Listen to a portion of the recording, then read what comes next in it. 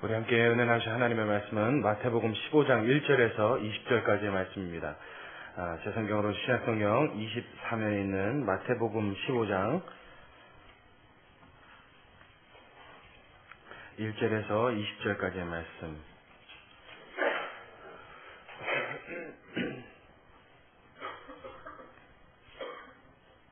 마태복음 15장 1절부터 20절까지의 말씀을 우리 서로 교독하도록 하겠습니다.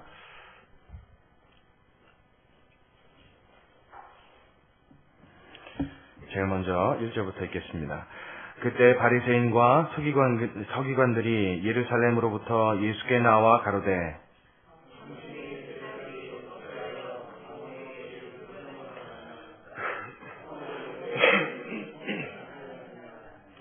대답하여 가라사대 너희는 어찌하여 너희 유전으로 하나님의 계명을 범하느뇨?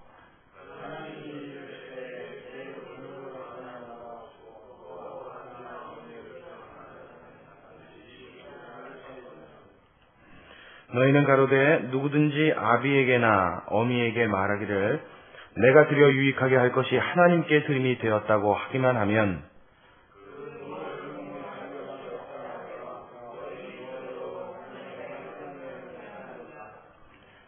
외식하는 자들아 이사야가 너희에게 대하여 잘 예언하였도다. 일러스되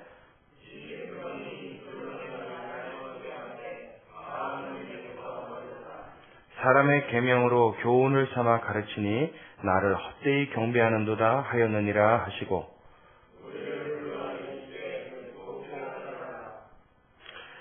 입에 들어가는 것이 사람을 더럽게 하는 것이 아니라 입에서 나오는 그것이 사람을 더럽게 하는 것이니라.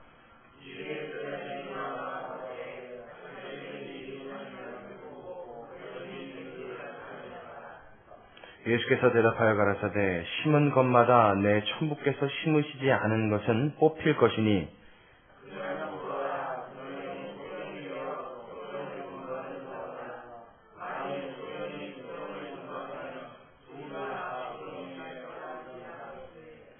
베드로가 대답하여 가로되 이 비유를 우리에게 설명하여 주옵소서.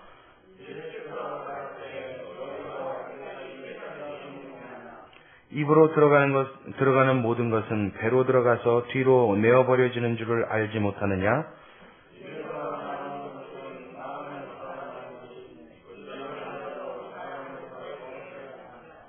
마음에서 나오는 것은 악한 생각과 살인과 간음과 음란과 도적질과 거짓 증거와 회방이니 이런 것들이 사람을 더럽게 하는 것이요 씻지 않은 손으로 먹는 것은 사람을 더럽게 하지 못하느니라.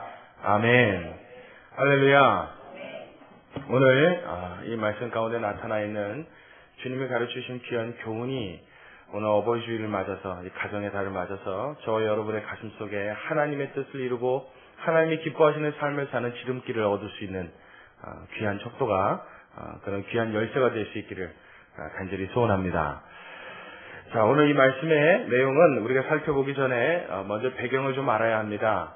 오늘 설교 제목이 여러분 주보 다 받으셨죠? 설교 제목이 뭐라고 되어 있어요? 고르반 이렇게 되어 있어요. 고르반. 여러분 고르반이 뭔지 아십니까? 고르반. 꼭 뭐 이름 같죠? 고르반이라고 하는 것은 구약 시대에서부터 내려오던 유대인들의 하나의 전통의 이름입니다. 그들이 지켜왔던 하나의 어떤 율례 중에 고르반이라고 하는 이름을 가진 어떤 성격의 일들이 있었어요. 그게 무슨 말이냐면 고르반 그러면 하나님께 드려지는 예물을 지칭할 때 고르반이란 말을 사용합니다. 하나님께 드려지는 예물 무엇이냐면 사람이 마음에 작정하는 거죠. 내가 이것으로 하나님을 섬기겠다. 이것으로 하나님 앞에 헌물을 드리겠다. 혹은 성전을 위해 내가 이렇게 쓰겠다라고 작정한 예물을 이름을 붙였는데 그걸 바로 뭐라고 그랬다고요? 고르반 이렇게 했더라고요. 고르반이라는 이름을 붙인 데는 이유가 있습니다.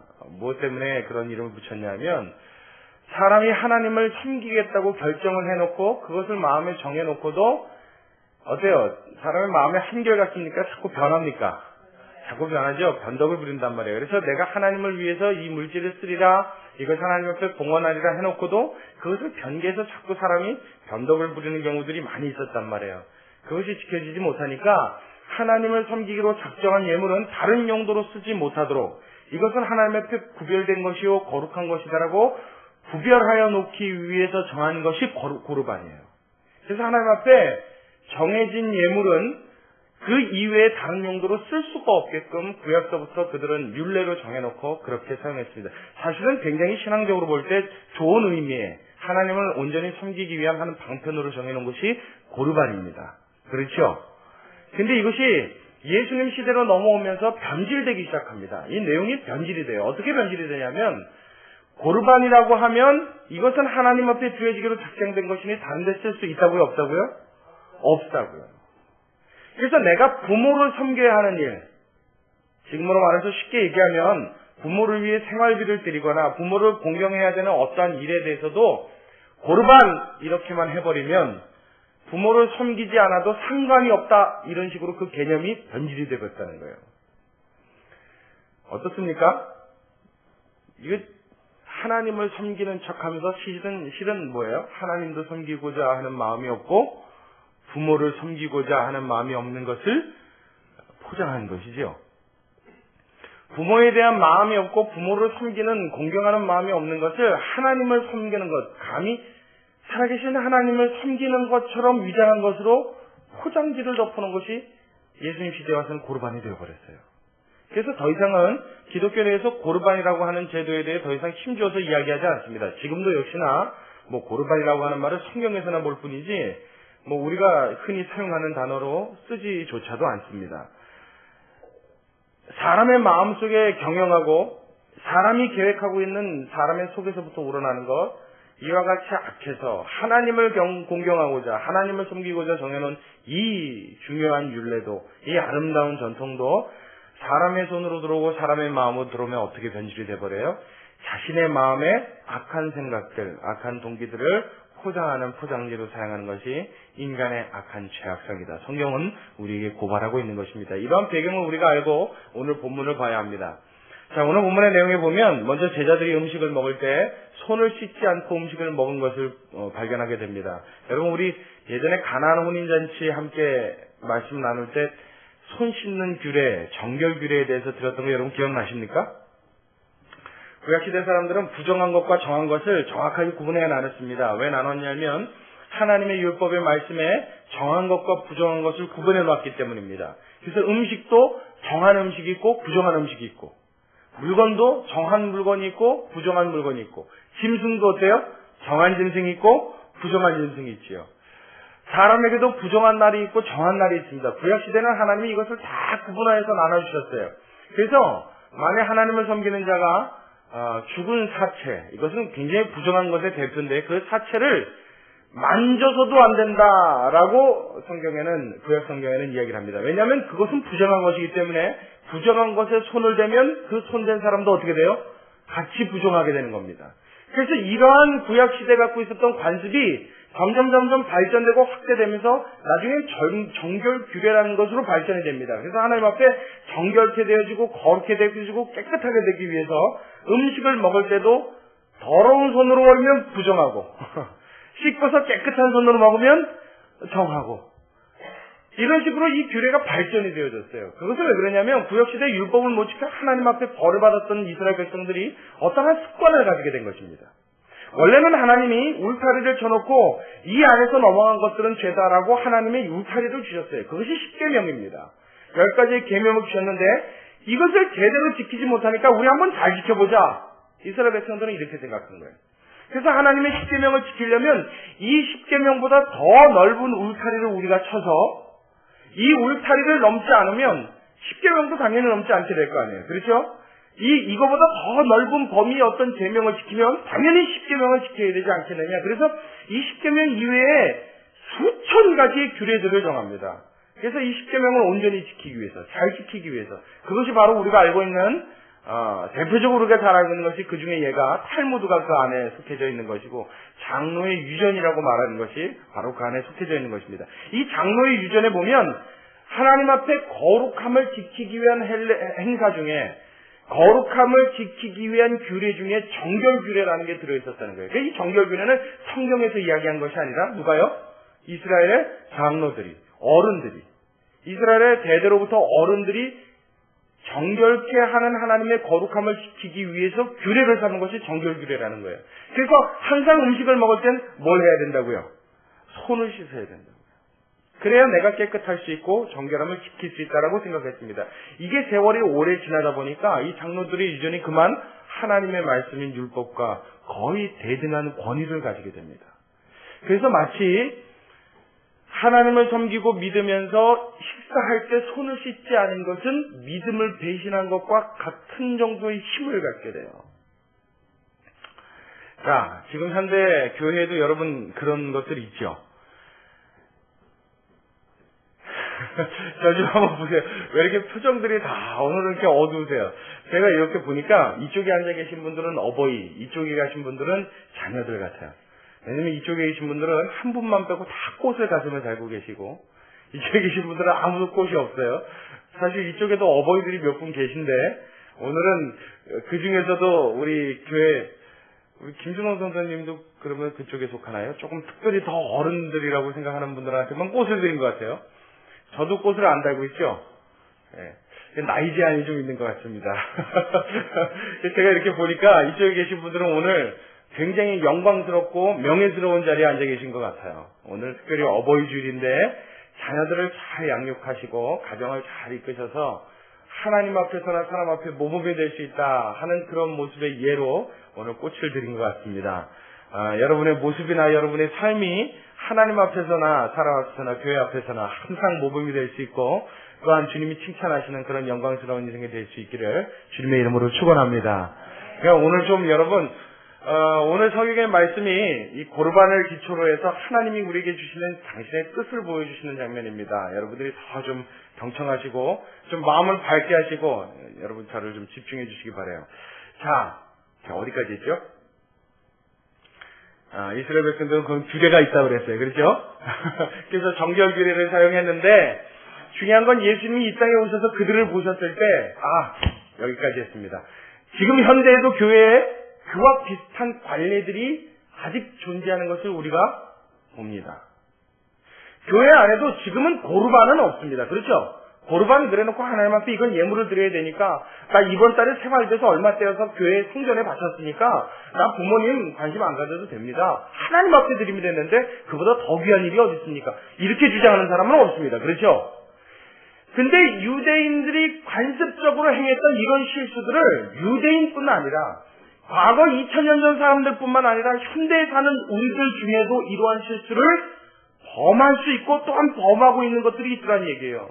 교회 안에서도 말씀 아닌 것에 굉장히 중요한 전통으로 의식으로 생각을 해서 이것을 어기면 마치 신앙인이 아닌 양 이것을 잘 못하면 하나님이 불합격이라고 말씀하시는 것처럼 우리는 생각하는 것들이 상상수 있더라는 겁니다. 교회 안의 전통들 무엇이 있습니까?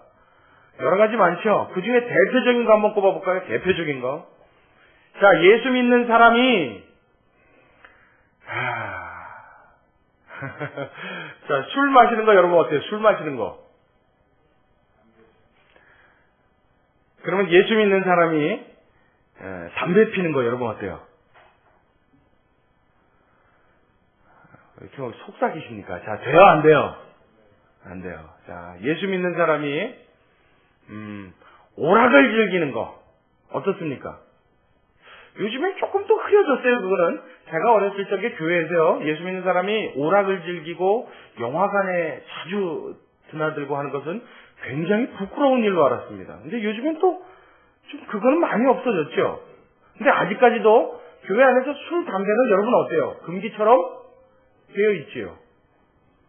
맞아요? 틀려요? 이 마이크 볼륨 조금만 줄여주세요. 이게 너무 커갖고 조금만 줄여주세요. 자, 지금도 여러분 그게 금기가 맞습니까? 아닙니까? 예수 믿는데 술 마시고 아직도 담배 핀다. 예수 믿는 사람이에요? 아니에요?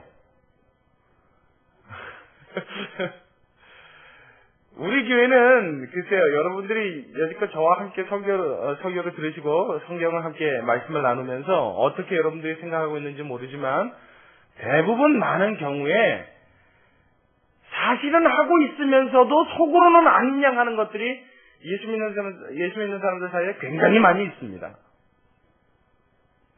예수 믿는 사람들끼리는 이걸 쉬쉬하고 덮어줍니다. 여러분 그래요 안 그래요?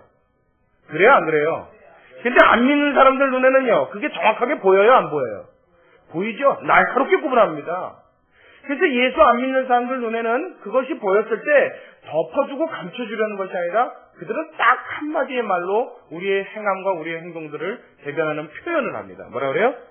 저 가짜다 그래요. 저 사람들이 믿는 게 진짜다 아니라는 표현을 써요. 진짜 하나님이 살아계시고 진짜 예수님이 살아계시면 저들이 저렇게 행동할 수 없다 이렇게 이야기합니다. 또 하나요. 사실은 이 이야기는 굉장히 겉으로 꺼내내지도 않고 발설하지도 않고 서로 나누지도 않는 이야기가 있어요. 자, 예수 믿는 사람이 돈에 욕심을 부리는 거. 여러분 예수 믿는 사람입니까 아닙니까? 참 대답하기 어렵죠? 여러분 그러나 예수 안 믿는 사람들은 이 모든 사실을 날카롭게 보고 있다는 사실을 여러분 우리가 꼭 기억해야 합니다. 자, 예수 믿는 사람들은 마음의 소망을 어디에 둔 사람입니까? 하늘에 두었죠. 천국에 두었습니다. 그렇죠? 우리가 갈 본향에 마음을 두고 살아가는 사람들이 예수 믿는 사람입니다. 자, 그 사람들은 이 땅에 사는 동안 마음을 어디에 두어야 합니까? 천국에 두고 있기 때문에, 하늘나라에 두고 있기 때문에 이 세상 모든 것들은 내가 살아가는데 하나님이 허락해 주신 조건일 뿐이요, 그 조건을 통하여 나와 같이 하늘나라를 경험케 해주기 위하여 온 마음을 다 쏟는 것이 마땅한 행함의 도리인 줄로 믿습니다. 아멘. 근데 실제로 그래요 안 그래요? 예수 믿는 사람뿐만 아니라 심지어는 목사들도 여러분 돈에 욕심이 있어요 없어요? 있기만 해요? 너무 많죠. 어떻게 해서든지 큰 교회, 어떻게 해서든지 큰 교회 담임 목사, 어떻게 해서든지 좋은 차, 어떻게 해서든지 좋은 집. 교회 안에도요, 버스가 한 대 있느냐, 두 대 있느냐, 10대 있느냐에 따라서 목사들의 이 목에 들어가는 힘의 강도가 틀려집니다. 여러분 이렇게 살고 있으니까요, 예수 안 믿는 사람들 눈에는 저 사람이 예수 믿는 사람 같아요 안 같아요? 우리는 그 말 안 한단 말이에요. 그런데 안 믿는 사람들은 그 말을 한다고요. 예수 믿는 사람들의 행함이 제대로 되지 않을 때, 그들의 행동이 그들의 생각과 그들의 말하는 것과 달라질 때, 우리는 세상을 향해서 예수를 이렇게 믿는 것이다 말할 수 있는 자격 자체를 상실한다는 것을 우리가 기억해야 합니다. 그럼에도 불구하고 우리는 이중적인 잣대를 갖고 살아가는 삶의 기준을 너무나 많이 가지고 있습니다. 저는 분명히 말씀을 드립니다. 하나님의 말씀에 우리의 삶 속에 담겨있는 행동 하나하나, 우리의 모습 하나하나를 놓고 하나님은 아주 예민한 잣대를 들이대지 않는다는 사실을 여러분 기억하시기 바랍니다. 자, 이 말을 또 오해하면 조금 실수하는 건 괜찮습니다. 이렇게 오해할 수 있어요. 근데 그 말이 아니라 하나님의 말씀은, 다시요, 여러분 잘 들으십시오. 행동 하나하나, 내가 표현하는 하나하나까지 하나님은 일일이 간섭하시면서 마치 잔소리 많은 시어머니처럼 우리의 삶을 일일이 체크하시고 간섭하시는 것이 아니라, 자, 기억하십시오. 저와 여러분의 마음속에 담겨있는 중심에 하나님을 경외하고 사랑하는 마음이 있는가를 가장 먼저 보신다는 사실을 여러분 반드시 기억하시기 바랍니다. 다시 한번요. 기억하시기 바랍니다. 자, 제가 이 말씀을 여러분에게 드려놓고 이제 구체적인 설명을 하나씩 드릴게요. 무슨 이야기냐면, 여러분 예수 믿는 사람이 담배 필 수 있습니다. 예수 믿는 사람이 술 마실 수 있습니다. 그거 갖고 정죄하지 마십시오. 자, 예수 믿는 사람이 돈 좀 욕심낼 수 있어요 없어요? 뭐라고 대답해야 될지 잘 모르시겠죠? 자, 함께 대답합니다. 있습니다. 자, 다같이 시작. 네, 분명하게 얘기하시란 말이에요. 있어요. 하나님이 원하시는 건 돈을 버려라가 아니에요. 담배를 피지 말라가 아니에요. 술을 끊어라가 아닙니다. 무엇이요? 그것보다 먼저 그 마음속에 하나님을 경외하고 사모하는 마음이 있기를 원한다는 것입니다. 하나님을 지극히 사모하는데 담배 피는 사람이 있을 수 있다고요. 하나님을 지극히 사모하는데 내가 약도할 수 있다고요. 내가 하나님을 정말 사모하는데 통장 1,000억 개씩 갖고 있으면서 돈을 열심히 모을 수 있다고요. 이건 다 죄가 아니라고요. 죄는 무엇입니까? 이것에서 지나서 하나님을 경외하는 마음을 그 마음에서 상실시킨 자들이 이제로부터는 그 모든 행위들이 악한 길로 접어들게 되는 줄로 여러분 기억하시기 바랍니다. 담배 안 피는데 하나님 앞에 죄인 될 수 있다고요. 술 안 마시는데 하나님이 보시기에 악한 자 될 수 있다고요. 돈 안 먹고 청렴하게 사는데 지옥 갈 수 있다고요. 무엇이 중요합니까? 내가 하나님을 얼마나 공경하고 사랑하느냐, 그 마음속에 하나님을 섬기는 마음이 얼마나 가득하냐를 하나님을 먼저 보신다는 거예요. 자, 오늘 말씀 보십시오. 다시 본문으로 돌아옵니다. 마태복음 15장 1절에 그때 바리새인과 서기관들이, 자, 바리새인과 서기관, 그러면 그때는 믿음의 대표주자들입니다. 신앙생활에 가장 중요한 어른들을 말합니다. 아주 모범 중에 모범인 사람들이에요. 쉽게 얘기하면 교회에 30-40년씩 신앙 연조가 있어서 모든 행실이나 모든 지식이 남들에게 모범이 될 수 있는 사람의 대표가 바로 바리새인과 서기관들입니다. 자, 이런 대표격인 사람들이 예수님 앞에 와서 뭐라 그러냐면 아는 척 좀 하죠. 자, 2절에 당신의 제자들이 어찌하여 장로들의 유전을 범하나이까? 떡 먹을 때 손을 씻지 아니하나이다. 대답하여 가라사대 너희는 어찌하여 너희 유전으로 하나님의 계명을 범하느뇨? 하나님이 이르셨대. 자, 그 뒤에는 같이 있습니다. 시작. 내 부모를 공경하라 하시고 또 아비나 어미를 회방하는 자는 반드시 죽으리라 하셨거늘. 그 다음에 뭐라고 하셨어요? 너희는 가로되 누구든지 아비에게나 어미에게 말하기를 내가 드려 유익하게 할 것이 하나님께 드림이 되었다고 하기만 하면 그 부모를 공경할 것이 없다 하여 너희 유전으로 무엇을요? 하나님의 말씀을 해하는도다.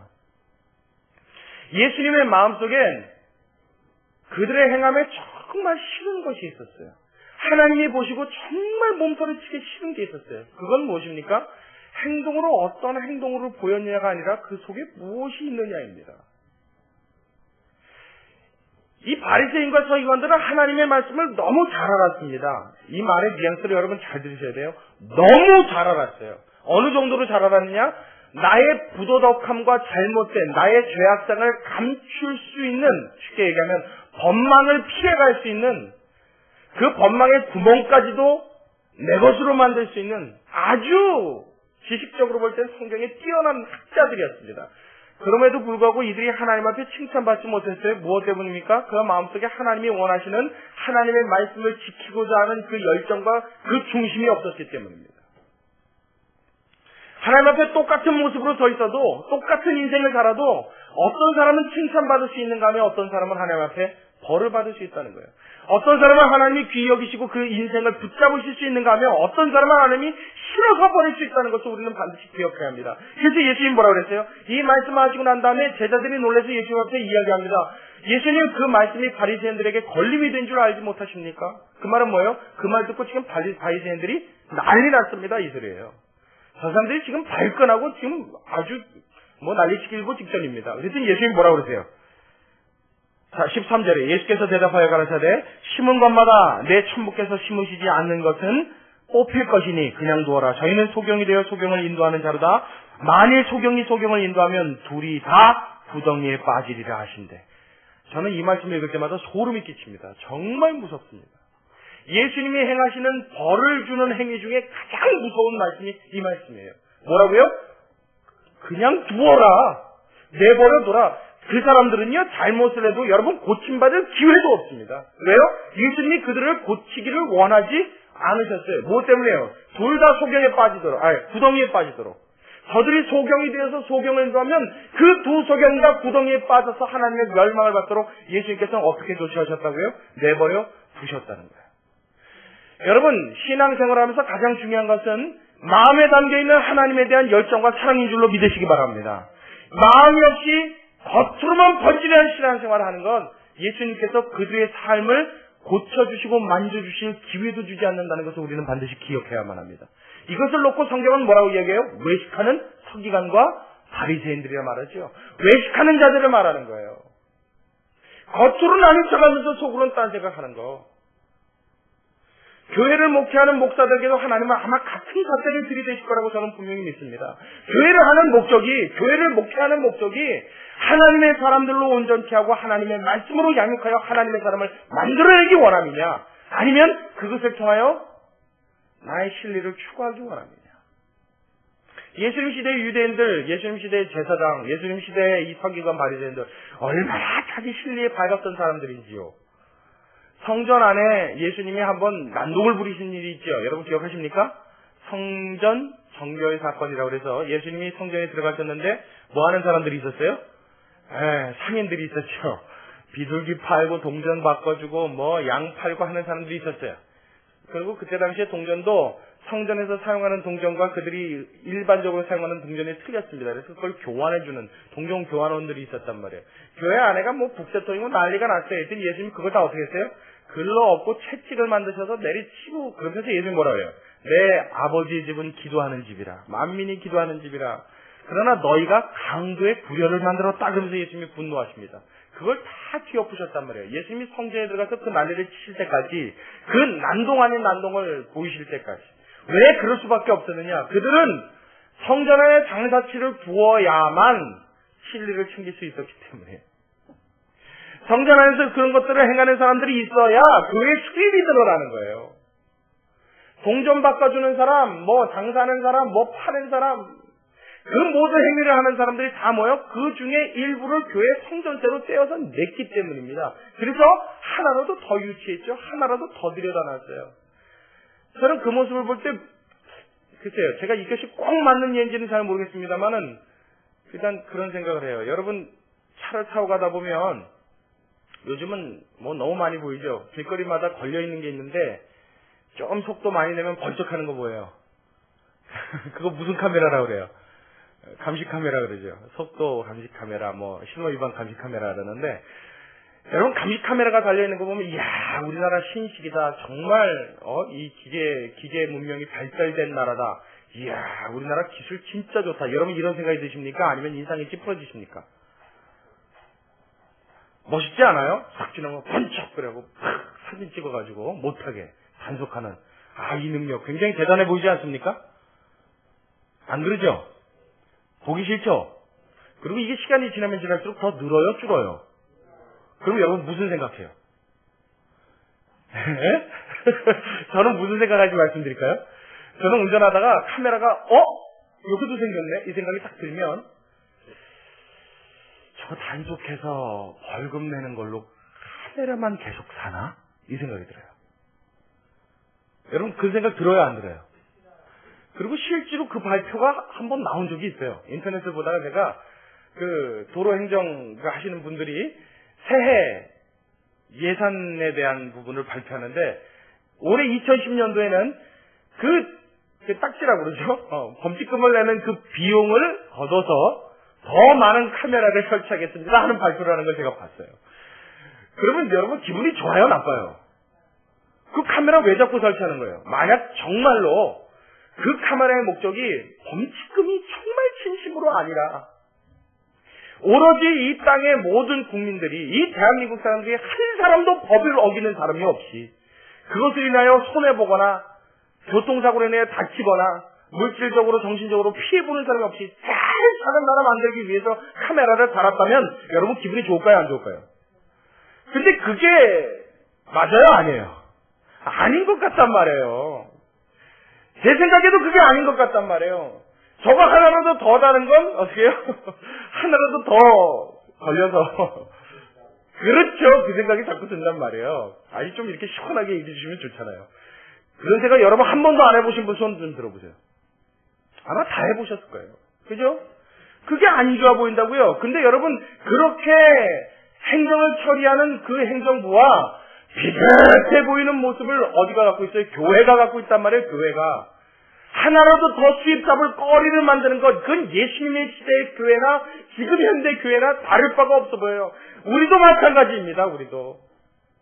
이제 신식이 되어지고 점점 교회가 날로 발전하면서 이제 온라인도 발전하고 위성이 발전하다 보니까 여러분 이렇게 예배하는 건 마음만 먹고 돈만 조금 있어요. 어떻게 해요? 실시간으로 해외에서도 볼 수 있죠. 동시에 같이 예배 드릴 수 있습니다. 얼마나 기술이 발달했나 뭐예요. 그러니까 이제 예배가 온라인 예배까지 생겨가지고 말이에요. 이거 생긴 지도 이미 오래됐죠. 제가 이 얘기하면 저는 90이라는 소리 듣습니다. 벌써 그게 언젠데요. 근데 이 헌금은 어떻게 내요? 계좌로 내죠. 자동이체로. 여러분 그건 예배 아닙니다. 예배는 모이는데 첫 번째 하나님 앞에 의미가 있는 줄로 믿으시기 바랍니다. 모여지지 않은 건 예배 아니에요. 무슨 그게 예배입니까? 그 해마다 이제 성장을 좀 하고 크기가 커지면은 의뢰에 갖다 놓는 기계 장치가 하나 있어요. 그거 뭐예요? 성금 인출기, CD기라고 그러죠. 아주 교회 들어가는 입구에 그게 어느 교회 가보면요, 쫙 즐겨하게 있는 교회도 있어요. 제가 심지어 정말 기가 막힌 교회는 어느 교회는 교회 1층에 은행이 들어와 있는 교회도 봤어요. 그리고 그 교회에 들어와 있는 은행은 주일날도 문을 엽니다. 모르셨죠? 아시는 분들은 계셨을라나? 아주 기가 막히게 말이 안 나와요, 여러분. 그건 뭐예요? 예수님 시대에 성전에서 동전 바꿔주는 상인들, 양 팔고 소 팔던 상인들, 똑같은 사람들입니다. 그건 뭐 해야 돼요? 채찍을 내리쳐야죠. 여러분, 교회는 하나님 앞에 나와서 예배드리는 이곳은 하나님을 섬기고 하나님을 사랑하는 마음을 가득하기 위하여 하나님과 교제하기 위하여 나오는 곳인 줄로 믿으시기 바랍니다. 하나님을 만나는 목적을 1순위로 두고 그것이 전부예요. 1순위란 건 2순위, 3순위가 또 있는 것이 아닙니다. 교회 나와 신앙생활을 하는 것은 하나님의 마음을 받아 하나님의 생각을 갖고 살아가는데 우리의 발걸음을 옮기기 위하여 하나님의 말씀을 듣기 위해 오는 것, 하나님을 만나기 위해 오는 것, 그것이 교회의 존재 목적인 줄로 믿으시기 바랍니다. 예수 믿는 사람들이 전도하는 것은 무엇이에요? 교회를 키우고 교회를 부유케 하고 교회에 힘을 실어주기 위해서가 아니라 영혼을 사랑하는 구력의 열정이 있어야 되는 줄로 믿으시기 바랍니다. 동기가 무엇이냐를 하나님은 항상 보신다는 거예요. 이스라엘 백성들에게 예수님은 이 한 가지를 꼽았습니다. 고르반. 너희는 내 부모를 사랑하라 하신 하나님의 말씀을 알지 못하느냐? 하나님께서 기뻐하시고 원하시는 것은 부모를 사랑하고 공경하는 것입니다. 아멘. 아멘. 우리는 하나님 앞에 하나님이 원하시는 뜻을 들었음에도 알고 있음에도 불구하고 나의 악함으로 인하여 내 마음속에 담겨져 있는 더러움으로 인하여 나의 욕심으로 인하여 하나님의 말씀을 마치 포장지로 가린 것처럼 살아가는 우리의 삶, 우리의 행실 무엇 때문이라고 그러세요? 우리 속에 있는 더러움, 악한 것 때문이다 주님은 이야기하십니다.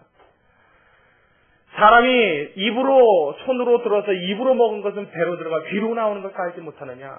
더러워지면 귀로 다 빠진다는 거예요. 그렇죠? 우리 하루에 한 번씩 다 빼지 않습니까?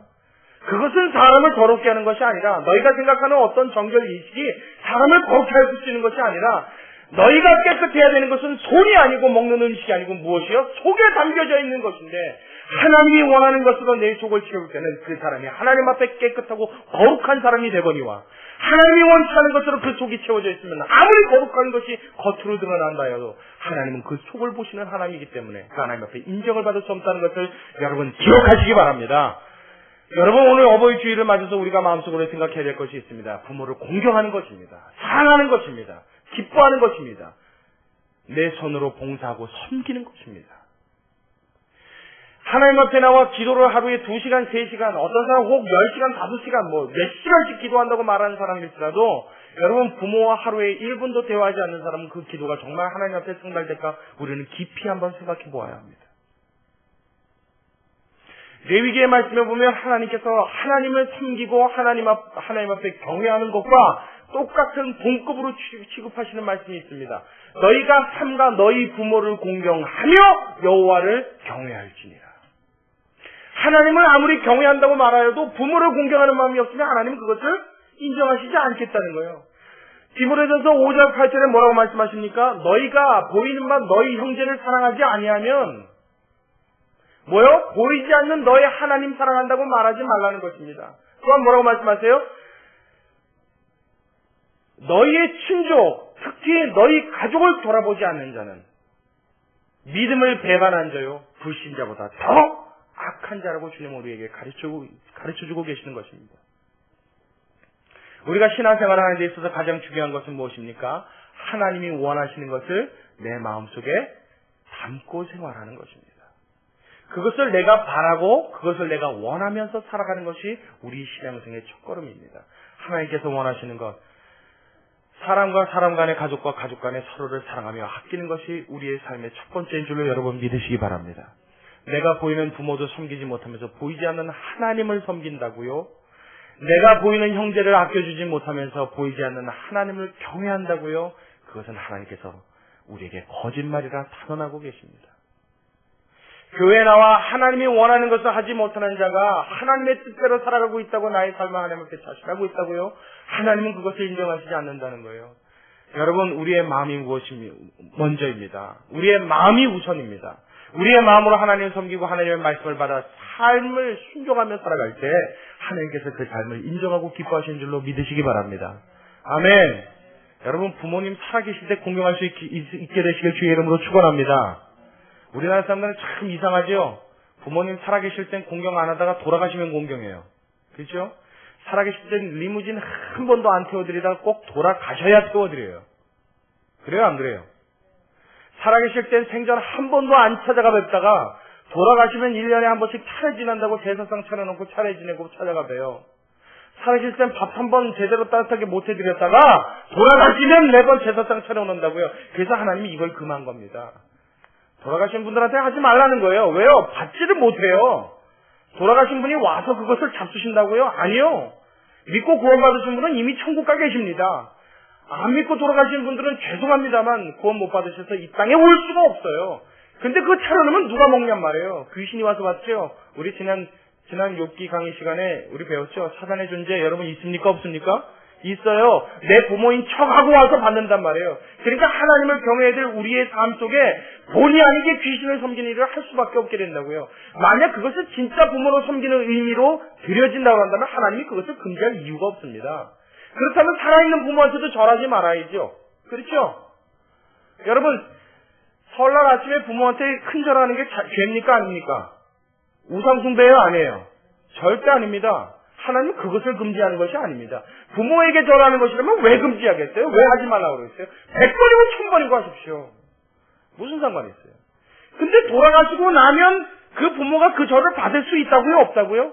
없다고요. 그 영혼의 존재를 모를 때는 우리가 부모가 오겠지 하고 절을 합니다. 근데 실제로는 못 온다고요. 죽고 난 영혼의 소관은 하나님의 소관입니다. 하나님이 생기를 불어넣어 사람을 만드셨기에 그 생기가 죽고 난 이후에는 하나님께로 돌아가는 것입니다. 하나님께로 귀속됩니다. 그러니 그 부모 아무리 우리가 섬긴다고 제사상을 차려놓고 절을 해도 그것을 부모가 받을 수가 없지요. 그래서 금지시키는 겁니다. 그래서 못하게 하는 거예요. 근데 살아계실 때는 아랑곳 안 해요. 살아계실 때는 속 정말 많이 썩입니다. 살아계실 때 부모의 뜻 상관없어요. 내 뜻대로 내가 원하는 대로 내 마음대로 하다가 부모님 속이 새카맣게 타들어가게 만들고 나중에 돌아가시죠. 그러고 나면 뭐라 그래요?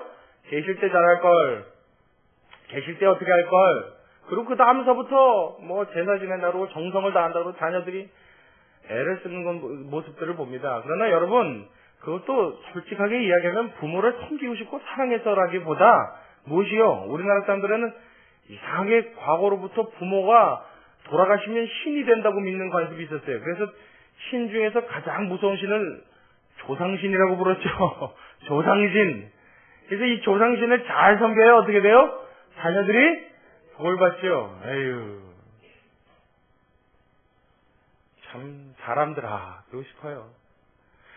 돌아가신 부모도 섬기는 이유가 결과적으로는 부모를 너무 사모해서요? 아니면 나 잘 되자고요? 이 속을 하나님은 정확하게 하신다는 겁니다. 하나님은 정확하게 보신다는 거예요. 하나님은 놓치시는 것이 없습니다. 여러분, 우리가 분야교회 예수 믿고 하나님을 섬기는 그리스도인이 되어서 이 신앙생활 하는 동안에 우리의 삶 속에 거칠애가 아닌, 겉으로 드러나 있는 형식적인 것이 아닌 정말 우리의 속마음이 하나님이 기뻐하시고 누구에게나 본이 될 수 있는 하나님의 말씀을 받아 담아 살아갈 수 있는 저와 여러분이 될 수 있기를 주님의 이름으로 축원합니다. 그래서 여러분 부모에게나 자녀에게나 우리 가족이 마찬가지입니다. 하나님의 나라를 이루고 하나님의 말씀으로 온전히 양육되어지는 그런 아름다운 우리의 모습을 가질 수 있게 되기를 진심으로 간절히 소원합니다. 그것을 하나님께서는 원하시는 거예요. 그런 교회가 있기를 하나님은 기대하시는 겁니다. 여러분 분의 교회를 하나님이 또 개척시키신 것은 저는 어마어마하고 위대한 일을 이루고 싶은 꿈 없습니다. 하나님이 하신다고 그런다면 그저 감사할 뿐이죠. 그러기 위해서 교회를 개척한 것이 아닙니다. 무엇이요? 이렇게 교회 많은데 왜 또 개척했을까요? 왜 또 여기 교회가 필요합니까? 무엇이요? 정말 하나님의 뜻 온전히 행하고 온전히 받들어서 마음에 숨기고 살아가는 교회. 다른 교회가 있는지 없는지 저는 모르겠어요. 그건 하나님만 아시지요. 다른 교회가 할 수 있고 없고 저는 관심 없습니다. 제가 할 수 있는 능력밖에요. 오로지 뭐요? 하나님이 이 교회에 교회를 주셨고 저와 여러분을 한 교회에서 섬길 수 있게 해주셨다면 한 마음으로 일심으로 그 마음에 하나님 섬기는 마음으로 하나님의 말씀 받아 살아갈 수 있는 그런 삶을 살아갈 때 하나님이 원하시는 아름다운 모습들이 저와 여러분의 삶과 가정 속에 넘치게 될 줄로 믿습니다. 아멘. 옷을 찢지 말고 마음을 찢으라고 하십니다. 하나님 앞에 너는 옷을 찢지 말고 너희의 마음을 찢으라 이야기하십니다. 우리의 삶, 우리의 신앙생활이 거칠애가 아닌 우리의 진심으로부터 우러난 우리의 해감이 될 수 있기를 다시 한번 주의 이름으로 축원합니다. 내 부모를 공경하고 사랑하는 것, 복받기 위해 마지못해 할 수 있는 행동이 아니라 진심으로 사랑하고 존경하는 마음으로 다가갈 때 하나님이 기뻐하시는 모든 일들이 우리의 삶 속에 나타나게 되며 또한 하나님이 예배하시는 모든 복이 쫓아오게 되는 줄로 믿으시기 바랍니다. 마지막으로 한 가지만 더 말씀드릴게요. 여러분, 성경에는 자녀를 노엽게 하지 말라 하는 자녀 양육에 대한 말씀도 나옵니다. 그리고 부모를 공경하라 하는 오늘 우리가 읽은 본문과 같은 그런 이야기도 많이 등장을 합니다. 특히 신명기에 소개되어 있는 10계명에는 제 5번째 5계명이 무엇입니까? 내 부모를 공경하라입니다. 그렇죠? 근데 여러분, 이 가족 사항에 대해서 여러 이야기가 나오는 중에 유독 이 자녀가 부모를 공경하는 것에는 하나님이 단서를 달아놓으셨습니다. 여러분, 그 말은 무슨 의미인지 아십니까? 여러분, 자녀를 잘 양육하고 믿음으로 훈계하고 교육하고 초달하며 매를 대고 채찍질하라 별 말씀이 다 많죠. 근데 그런 말씀은 여러분 그 뒤에 어떤 코멘트나 약속이 있어요? 없어요? 없어요. 그냥 그렇게 하라가 끝입니다. 그리고 부부간에도요. 아내들아, 남편을 순종하기를 교회가 그리스도에게 순종하듯 하라 그랬죠. 그럼 이렇게 하면 내가 어떻게 해주겠다 약속 있어요? 없어요? 없죠. 남편들아, 내 아내 사랑하기를 주께서 교회를 사랑하신 것 같이 사랑하라. 이는 내 연약한 그릇이라. 하나님이 이 모든 가족상에 대한 이야기를 하실 때 어떤 코멘트도 달아놓은 다른 구절은 없습니다. 그냥 그렇게 하라는 뜻입니다. 이제 유독 자녀들에게 부모를 공경하라는 말씀에는 하나님이 어떤 단서를 달아주셨다고요. 뭐라고 하셨어요?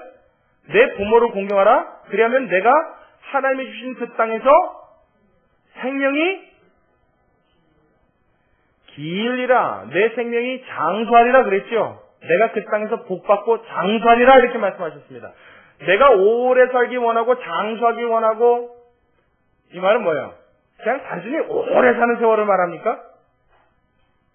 만약에 부모를 공경해서 장수하는 것이 하나님의 복이라고 한다면 여러분, 부모 잘 섬겼는데 어디가 다치고 부러지고 몸이 불편하게 돼서 장수하면 여러분 이게 복이에요, 아니에요? 더 좀 안 좋은 예로 식물인간으로 한 30년 더 살아. 그럼 여러분 복이에요, 아니에요? 그거는 차라리 죽느니만 못하죠. 하나님께서 약속해 주신 장수라는 것은, 이 땅에서 복을 받고 장수하려는 것은 단순히 긴 생명을 말하는 게 아닙니다. 인생 전체를 하나님이 어떻게 해요? 책임져 주시겠다는 거예요. 복된 인생으로 만들어 주시겠다는 거예요. 그러면서 어떻게 해요? 길게 살 수 있는 행복을 누리는 삶으로 허락하시겠다는 거예요. 하나님이 어디에만 달아놓으셨다고요? 부모 공경하는 것에만 달아놓으셨어요. 왜 달아놓으셨을까요? 자, 자녀가 부모가 자녀 키울 때요, 어떤 잔소리 하지 않고 어떤 조건 걸어주지 않아도 매사에 뭐든지 잘하는 자녀가 있어요. 그러면 조건 걸어요, 안 걸어요? 안 걸죠. 근데 좀 잘 못해요. 그러면 어떻게 해요? 그렇죠. 이 아들이 시험 성적이 잘 안 나와요. 그러면 엄마가 뭐라 그래요? 너 요번에 시험 100점 맞으면? 그런 단서를 하죠. 그 단서를 달 때는 잘할 때 달아요? 못할 때 달아요? 무슨 말이냐면 사람에게 있어서 유독 자녀가 부모를 공경하는 일은 참 못하다라는 얘기예요. 그래서 우리나라에 고부간의 갈등이라는 말이 있죠. 자녀들이 부모와의 이 갈등이 일어나는 것이 굉장히 많습니다. 이게 우리나라뿐만 아니라 전 세계적으로 사람이 하나님 보시기에 제일 못한다 싶었던 부분이 뭐냐면 자녀가 부모를 공경하는 것입니다. 내리사랑이라는 말도 있죠. 부모가 자녀 사랑하는 것은 이게 본능입니다. 자연히 됩니다. 당연히 돼요. 근데 자녀가 부모를 섬기는 일은요, 이게 어떻게 되는지 받을 줄은 아는데 드릴 줄을 모르는 거예요. 하나님이 그걸 하시고 거기다 뭘 달아놓으셨다고요? 단서를 달아놓으셨다고요. 조건을 달아놓으셨다고요. 오죽했으면요. 하나님이 부모의 심정을 아시기에 하나님이 이와 같은 조건을 우리에게 허락하신 줄로 믿습니다. 여러분, 우리는 모두가 다 부모가 됩니다. 우리는 모두가 다 하나님의 말씀 받아 살아가는 날 동안에 자녀와 부모로서의 모든 삶을 경험하게 됩니다. 내가 부모가 되었을 때, 내 자녀가 성장하여서 나에게 외면했을 때, 그때 가서 하나님의 마음을 잊지 마시고, 그때 가서 서운했을 하나님의 심정을 알지 마시고, 지금 이 말씀을 통하여 하나님의 심정을 깨달아 부모를 공경하는 모습을 내 자녀에게 나의 삶의 실천으로 보일 수 있는, 그래서 하나님이 원하시고 하나님이 기뻐하시는 그 뜻을 내 마음속에 먼저 담을 수 있는 저와 여러분이 다 되시길 다시 한번 주님의 이름으로 축원합니다. 아멘. 한 번 더 주님의 이름으로 축원합니다. 기도하겠습니다. 고맙고 감사하신 아버지 하나님, 주님의 은혜가 참 감사드립니다. 하나님 어버이 주일을 맞아서 하나님 우리의 마음속에 여지껏 소홀했던 한 가지의 주제를 놓고 하나님 말씀을 보며 하나님 우리가 함께 나누었습니다. 우리는 하나님의 말씀을 안다 말하면서 하나님의 뜻을 이루며 살기를 원한다 말하면서 실제로는 나의 뜻을 이루기 원하는 삶을 더 많이 살았고 하나님의 뜻 별로 안중에 없는 것 같이 생활했을 때가 훨씬 많습니다. 하나님, 우리가 부족하여 우리의 진심은 그러지 아니한데 우리의 실수로 우리의 연약함으로 하나님 앞에 온전치 못한 모든 것들을 주님 용서하여 주시옵시고 부모를 공격하는 일부터 교회를 섬기는 일에 이르기까지 하나님 우리의 마음이 진심이 아니면 하나님 그 진심 아닌 마음을 정확히 꿰뚫어 보시는 하나님 앞에 우리가 부끄러운 줄을 깨닫고 우리의 마음을 다하여 내 부모를 공경하라 하시는 하나님의 말씀을 순종할 수 있는 우리가 되게 도와주시옵소서. 하나님 그러한 모습을 보일 때 하나님 예수 안 믿는 자들에게 정말 살아계신 하나님을 섬기는 것이 무엇인지 보일 수 있는 길이 열리는 줄로 믿습니다. 마음을 다하여 하나님을 섬기게 하여 주시옵시고 우리 교회 안에서 어떤 전통이나 어떤 문제에 대해서도 우리의 마음이 우선인 줄로 믿사오니 진실로 주님을 사모하는 마음, 하나님을 섬기는 마음이 우리의 가슴에 있게 하여 주시옵시고 보이지 않는 하나님을 사랑함에 있어 보이는 내 부모를 공경하는 모습을 우리가 먼저 가질 수 있도록, 그래서 내가 믿는 신앙이 참인 것을 하나님과 사람 앞에 확증할 수 있도록 우리의 걸음과 우리의 삶을 축복하여 주시옵소서. 하나님께 온전히 의탁드립니다. 주님 붙들어 주셨기를 소원하오며 살아계신 예수님의 이름으로 기도드리옵나이다. 아멘.